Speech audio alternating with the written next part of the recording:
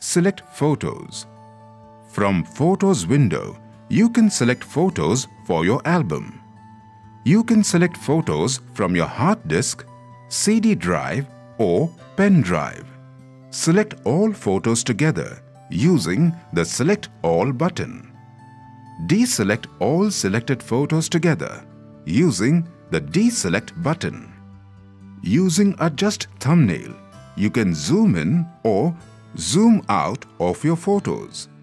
With the Sort By button, you can sort your photographs by date, time, name, selection, size, type, orientation, and inverting order.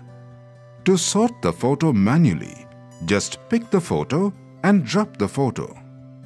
You can rotate the photo by 90 degrees. With the Photo Editing button, you can color correct your photos. Using the Show My Album tab, you can view all the pages of your album.